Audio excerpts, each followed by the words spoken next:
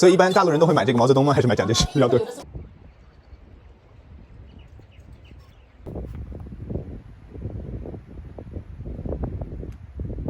Half an hour till Kaohsiung, and then 各位旅客您好，2B 月台即将。half an hour till Kaohsiung, and then drop off our luggage, then we'll head to the beach. 车上的旅客，请不要上车，感谢您的配合。让苏勇悠游卡。A 月台上车。Passengers for MRT.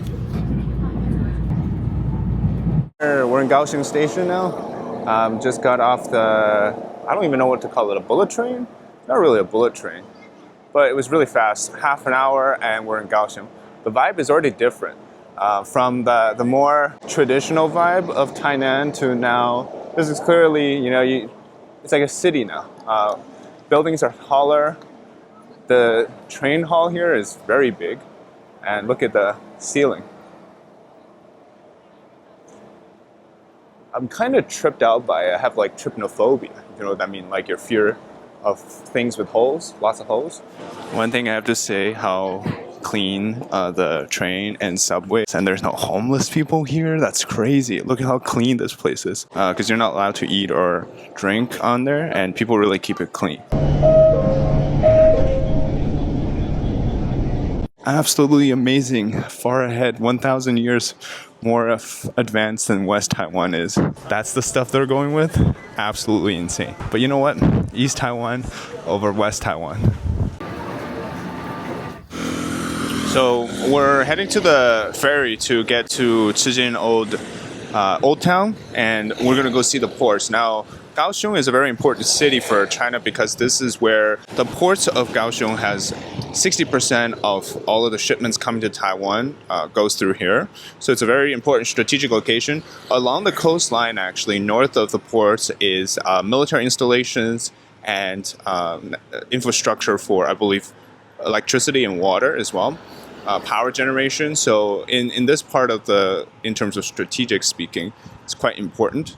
And that's why we have to go see what it's like. This is really cool. Behind me here is actually I don't know if it's the Navy or the Coast Guard, but they have a little post here. And you see the big ship. I would love to know what ship that is. So I believe that was a naval barrack, and then I just happened to stumble upon that ship there.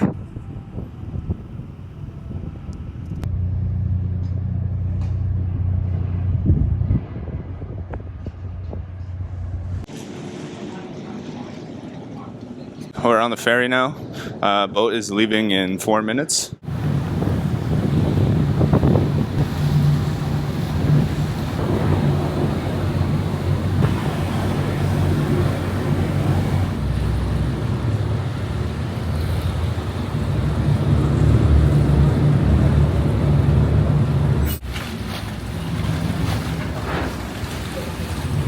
Where we're at is pretty much a port town. Just outside of Kaohsiung, fishing business. A lot of locals come here for visits too.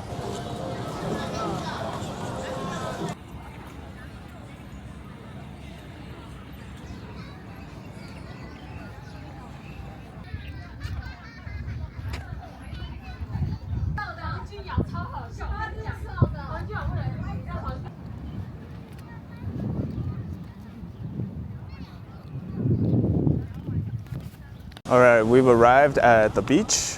This is the Chisin Beach, and here, to think that this could possibly be where, when they do want to invade, that this is one of the beaches that they could land on. But right now people are having lots of fun here.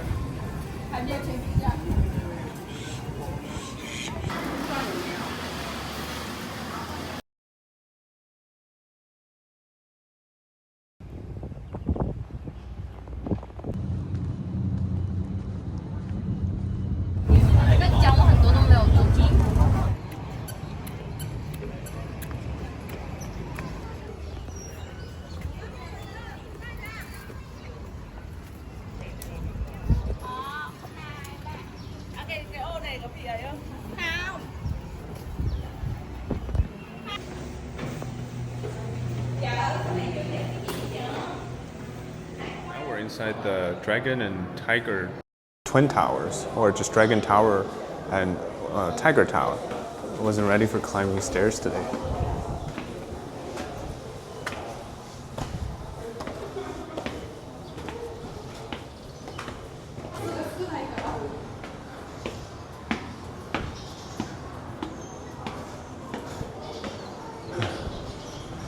All right, let's take a quick look. This is the 4th floor. Up over here.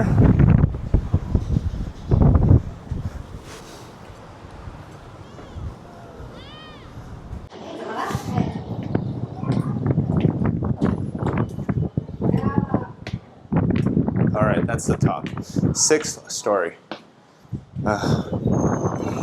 Over there is the Tiger Tower. I think it looks exactly the same. All the people down there. So you enter from the dragon's mouth and you exit from the tiger's mouth.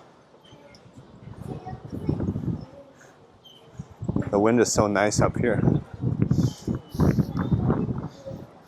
So you're supposed to leave through the tiger's mouth because that gets rid of all the bad lucks that you have after you enter through the dragon's mouth and then leave through the tiger's mouth.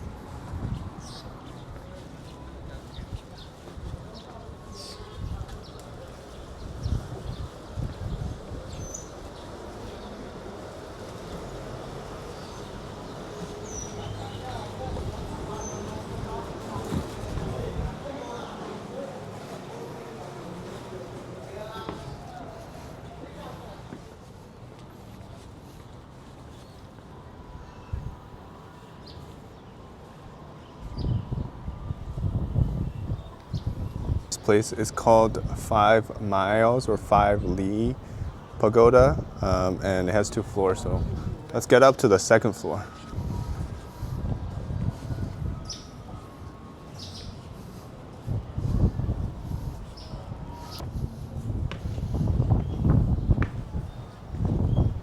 All right, time to take a break and talk about what I think is very interesting about Taiwan. So even the first moment you land, you don't feel like this is a country where it's so technologically involved in the world, right? Semiconductor is made here. A lot of the computer companies started here. Some of the most important connections in the world is actually here on this island. And yet you travel through the country, it still has that, you know, critics would call it backwards or underdeveloped feeling. But to me, it's kind of interesting how there is this disconnect from that side of the world. And while I'm down here in the south, you feel like people in Taiwan, all they would think about is how to, deal with China and things like that, right? Obviously, that's just not the case. People here live like the regular people in the country. And I think precisely that's the reality.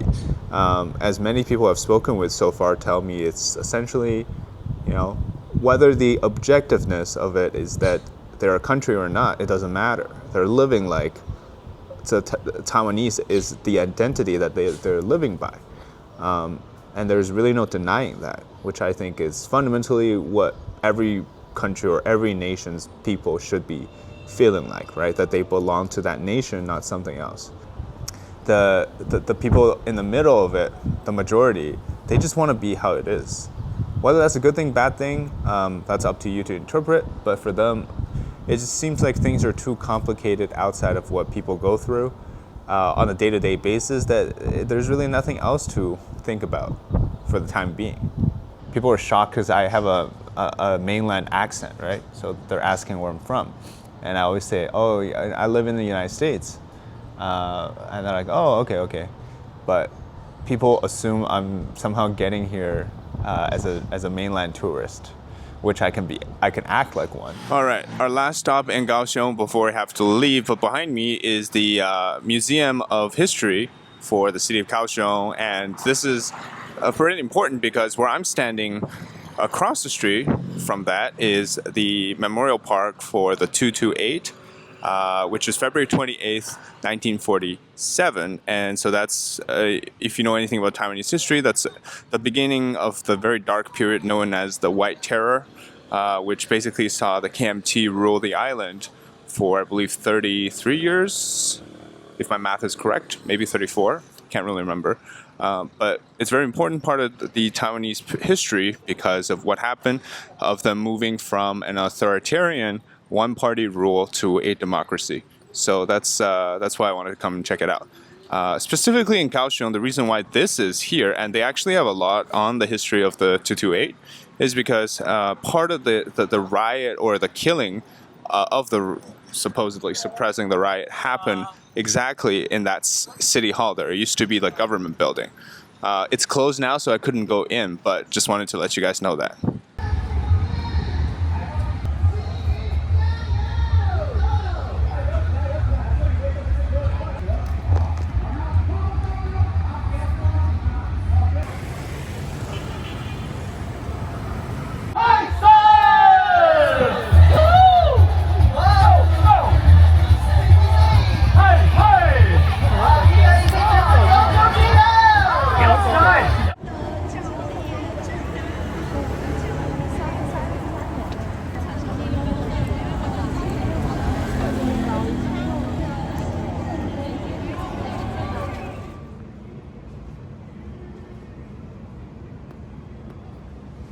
So I'm inside this internet cafe because I needed a place to upload my videos, and all the internet speed in the hotel and other areas are really slow. So I randomly stumbled upon this, and there's like people around me playing games and stuff, watching news, and you're working on my lap. We're at the airport right now. We're gonna fly Mandarin Airline, and we're gonna go to Kinmen. I'm very excited because I have a special mission in Kinmen. The thing is, I don't really know how to get around because there's no Uber, and I think I have to call taxis. But my biggest concern is, while I'm at the spot, how am I going to call a taxi back? Maybe I'm just worrying too much. But here we are at the airport. The flight leaves at 6:40 a.m. and we should be there at 8 a.m. sharp. Short flight. Trying to get some rest. I didn't really sleep last night. The internet cafe I went to, I saw a cockroach and then I just left. I freaked out. So there's that. West Taiwan shirt. Let's see if, so apparently there's ferries that you can take from Xiamen in China to go to Kinmen. So we'll see if there's a lot of Chinese tourists there. But so it's a very interesting situation there. So I'll explain to you more when we get there. Okay, bye-bye.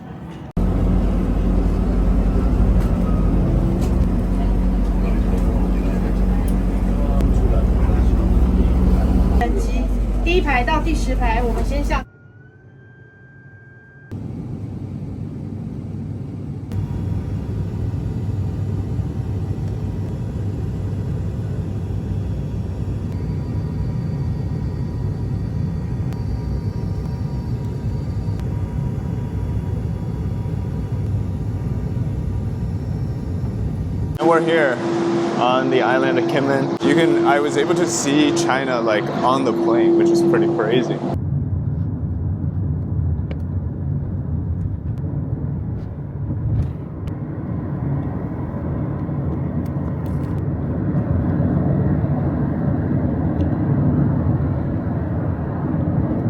We're on our way to the Shashi Fort, which is, I believe, most southwest point of the main island, or the little Kinmen Island. I think it might be closed. So this is what the fort looks like. Maybe this is where the old entrance is. Let's keep going. As I thought, turns out I'm a dum-dum, and I went to not the observation deck, because that's what's open for the public. We're here. So we go down this tunnel. This is part of the fortification trench system. Not really a trench, but more like a passageway. Because this is just basically an outpost in the past. And here the wartime propaganda music. It's very interesting. It's a very low ceiling. But I'd imagine, during the conflicts, this is what they would be using to get around this part of the island.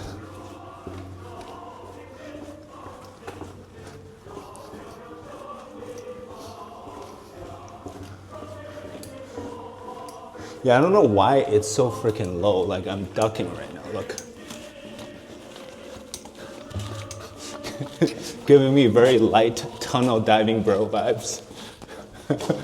But I don't want to hit my head. I hit my head so many times now already because everywhere the ceiling's so low.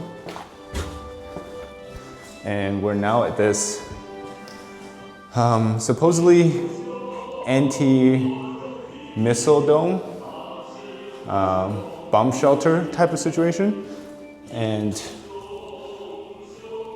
you got these peepholes that I guess you can look through. Go down this hallway here. You see another peephole, and out of that,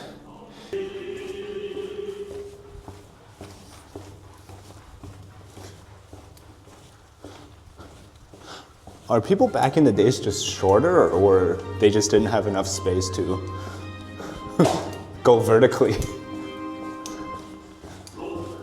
But we're at the observation deck now. Again, you have to be careful with the ceiling. I don't even know if I'm going to the right place. Seems like it though. Hey, there we go.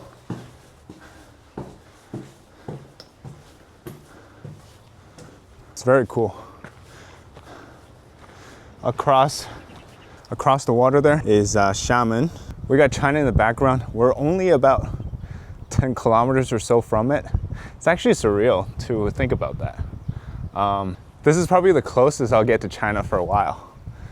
It's stunning in the sense that I can't believe I'm here.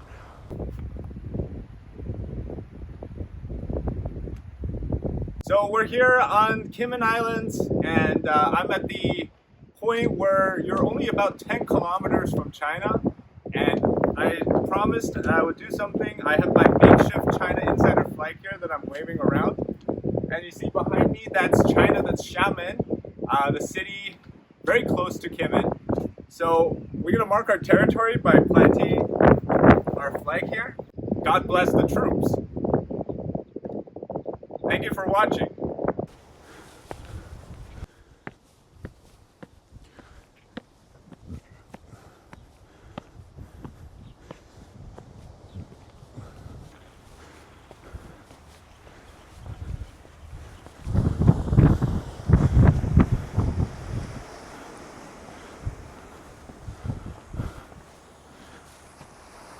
So this is where we were before, that they carved out into the fort. It's all rocks on the outside, so it's a very natural fortification. And we can get a much closer look at the beach situation down here. It's actually because it runs all the way along. As you can see, there's somebody fishing there. And this is all part of that fort, so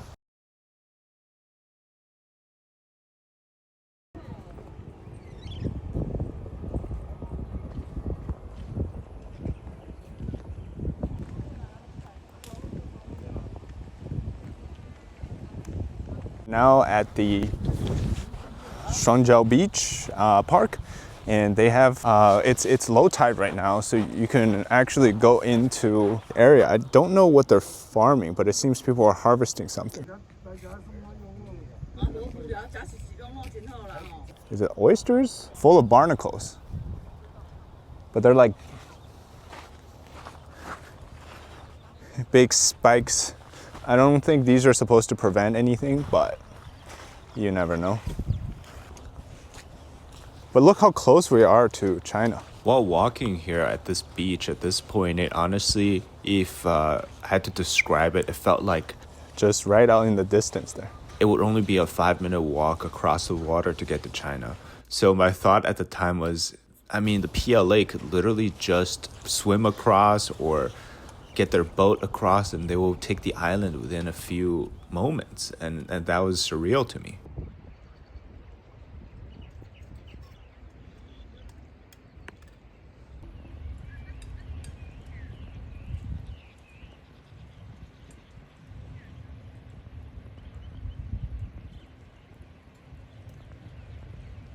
I just had a really interesting experience encountering. So I was at the beach, and then there was a tour group from China. I didn't know they were Chinese actually, because I have a hard time differentiating between some of the Taiwanese accent versus the southern Chinese ones. But anyways, this one of the old guy asked the shirt that I'm wearing, which is the West Taiwan shirt, and he was asking where I got this. I was like, it's my shirt. And he's like, what do you mean it's your shirt? And I said, oh, yeah, I made it, and it's my idea. And he's like, oh, really? That's cool, but you know, if you wear this in China, you'll get arrested. And then I was like, yeah, probably. So that was interesting. But then my cab driver was like, no, you won't get arrested. But I'm pretty sure I'll get arrested. Either way, so I was asking the cab driver about what the situation, like, you know, Kinmen is 10 kilometers from China. Do the people here fear that, what if, you know, they get invaded or things like that?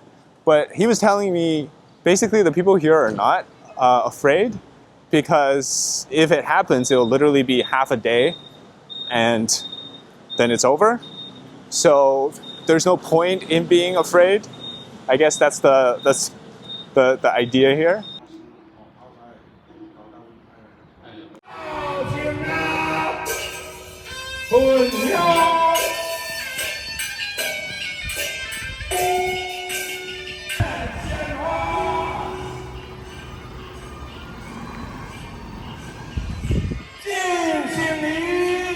A lot of the outer islands of Taiwan are very prone to influence from China. And they were trying to do these like special economic zones between Kinmen and Xiamen, right, the two mens, to basically try to incorporate them.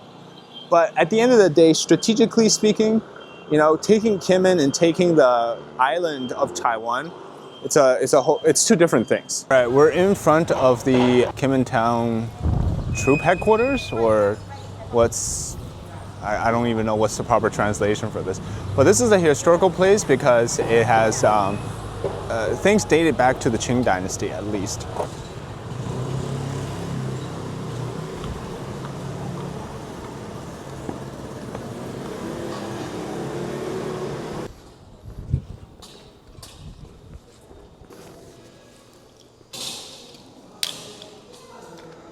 That's a wax figure. It looks so real. Looks like a real person. And you see the Chinese weapons on the wall there. They even have the old Chinese reports. This is from the Qianlong era, which is an emperor in the Qing dynasty, one of the greatest emperors in China. And this one is, it seems like a rent, a lease thing. That time. Oh, this is another report, usually given to the superiors.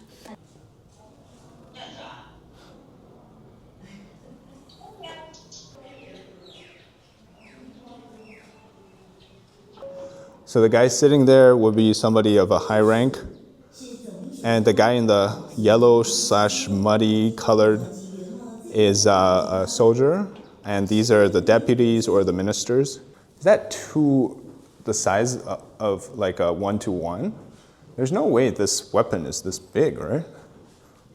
Look how large this thing is and how long this is. Martial artists, or this is for like scholars? But if this was for the martial arts, then this is the public ranking of who got first, who got second, etc. And they will list all your names, where you're from, and what year this happened in. So back in the days, everything was very much about merits. Something interesting about me, actually, part of my family belongs to the Manchurians. So we belong to one of the 8 families of the Qing flags. Arrangements like garrisons, which you essentially have different flags. Each of the banners represent a different, almost like faction.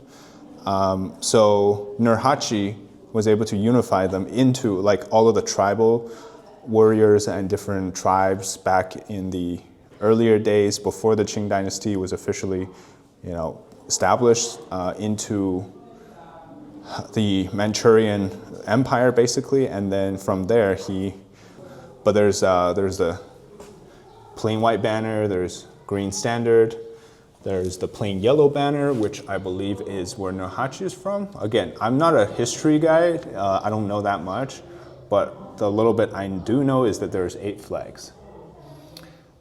So these are 8 companies distinguished by banner into 4 groups according to color: yellow, blue, white, and red, further sorted by border color, bordered yellow, blue, white, and red. This is the stuff I like. This is the Qing Dynasty armor, the ancient swords. I love Chinese swords because they're really not much about cutting or piercing, but it's about techniques, which is very different from Western cleavers, broadswords, those kind of things. This would have been me and the wife. What we do every day is sit around, drink tea. Don't even sit next to each other. We have to have a table in between. People over, you gotta have the chairs, the wooden chairs. Everybody gets a teacup, and you gotta have them on both sides. So the old style of living space is just 2 people sitting like this, no TV, just watching out the window or the door. And we have the old bed situation. This is a bedroom. Very cool. I guess they had to deal with mosquitoes in the past by putting up these mesh I don't think it adds too much privacy, but it does definitely block some mosquitoes. 你可以这边看一下，你刚不是那边有没有？它是一个水道，一个进一个出，一个 A 字形。等一下我这里那边，那个是海军的，那个就可以运输那个战车，对，在里面，然后开到小渔。这都是美国人给的吗？是美国人的，这就是2次世界大战，是农业，没有钱。所以全都是美国给的，现在。某部分要跟他，某部分是给的，半买半送。就他们一下一下给挖出来的。他是用炸药下去炸。真要错过就错。还好你都来这。这个要带吗？不用带，这个不要地震，不用弄。哦，是给你们看。哦，他们要带可以。哦。哇。你应该以后做导游。没有，也有半导游，我有带，但是夏天我们不在。这是他打的洞，像这样。他已经把它炸药放进去，把这个给炸开了。那么炸开的话，用石膏下去那样。哦。倒是已经有点那个。Okay. I asked the cab driver to take me to this Jaishan Tunnel, which is so during the 50s when the KMT was fighting the CCP, they had built these tunnels that used dynamites to basically blow up the whole cavern to build this. I'll show you. This waterway, actually the water is, I think it's reflecting. So this water passageway, and it leads to an opening area here. So this is when they would, at nighttime, load up ships with ammunition, bombs, missiles, and all those things to transport them. Because during the day, obviously, you couldn't do it because there would be ships that would block it will fire on you, right? So they do this at night. And then this was a tunnel in which they used to do that. So you can hear the sound of the waves, but you can't really see it. But this is some of the leftover stuff.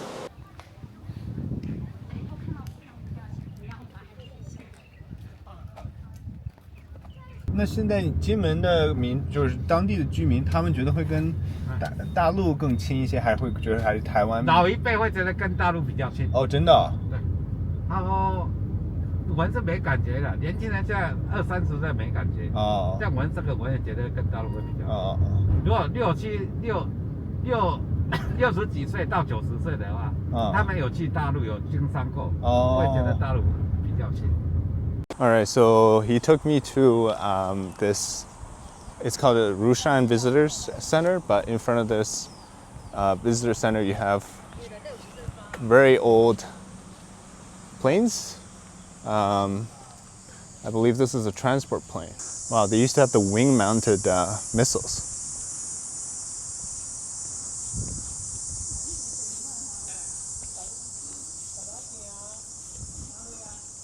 So this is the F5 fighter jet, made by Northrop Grumman, supersonic combat trainer with bombing capability. And this was used to patrol the Taiwan Strait and counter-striking. F-104G fighter jet called Starfighter, and this is made by Lockheed Martin in 1951. Excellent firepower and gyration. Supersonic fighter has been proven effective against MiG-21. Very cool. So now, obviously, the newer stuff that Taiwan buys from the United States, like the howitzers, much more powerful as a short-range defense system, but this was the M1 anti-tank gun from World War II. We have Mao Zedong milk tea over here. The Chiang Kaishek flavoring here. That's really cool. Should I get a cup of the Mao Zedong milk tea? So they have the Mao Zedong milk tea, the Chiang Kaishek special flavor.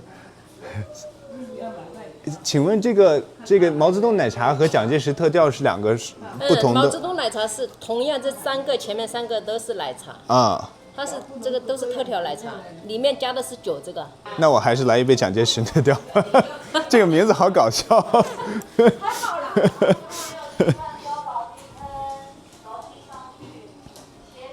Chiang and Mao can coexist over bubble tea.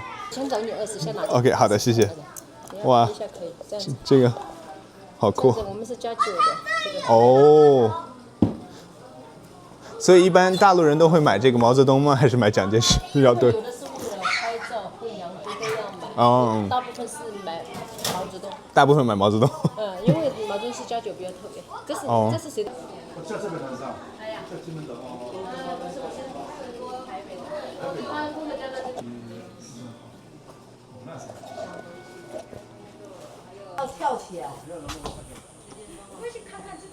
Chiang Kaishek.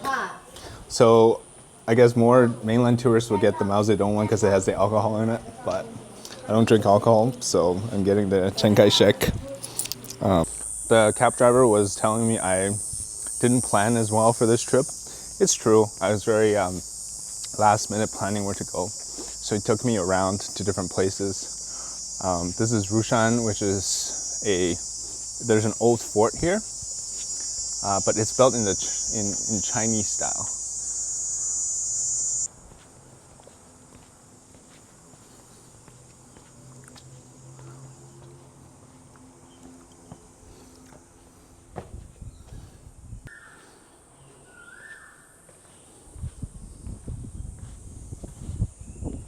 Very nice and pretty.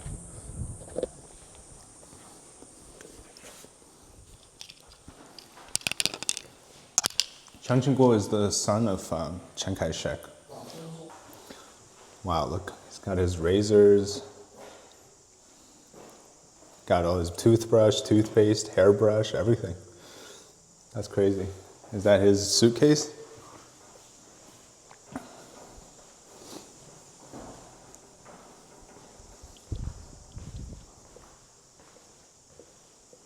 I don't know what country this is from.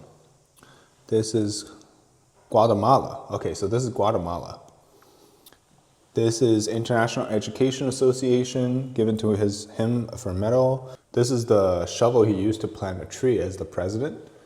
So him here with that shovel. Now, it's worth noting that Chiang Ching-kuo was the son of Chiang Kaishek, and he's also the one who ended the martial law ruling in 1987, I believe. And then he served subsequently in various different positions. But yeah, this man is, there's controversies, but the history of Taiwan is one where there's controversy, there's also transparency, which I think is very important because you can't always have perfect, there's no wrongs like how they do it in China. So you can't rewrite history.